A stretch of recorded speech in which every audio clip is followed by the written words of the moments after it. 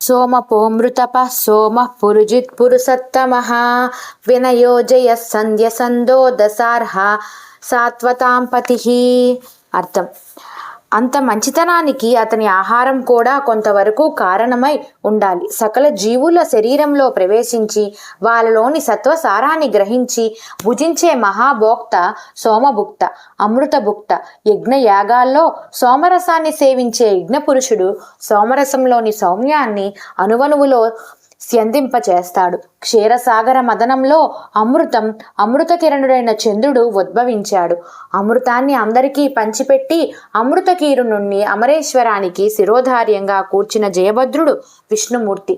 దేవతలను రాక్షసులను కూడా తృప్తిపరచిన నేర్పరి. లోక కళ్యాణం కోసం గరణం కూడా గటగటా త్రాగిన అమరేశ్వరుడు.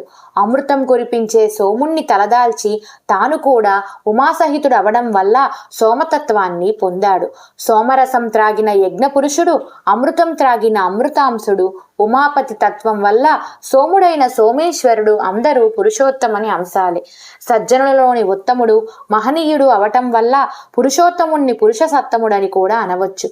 అందరినీ జయించిన విజయుడవటం చేత అతనికి పురజిత్తని కూడా పేరు. అసలతడు జయభద్రుడు, వినయమోహనుడు, సత్యసంధుడు.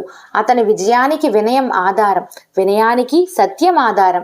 ఈ జయ వినయాల వల్ల, సత్యనిష్ట వల్ల అతనికి పూజార్హత లభించింది.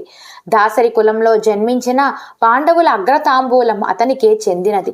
దశార్హుడు పూజార్హుడు అవుతాడా అన్న ఆక్షేపణ రాను రాను దశార్హుడే పూజార్హుడనే సిద్ధాంతానికి దారితీసింది. దానాలను గ్రహించే దశార్హ జాతి పురుషోత్తముని పుట్టుకతో పూజ్యస్థానం వహించింది.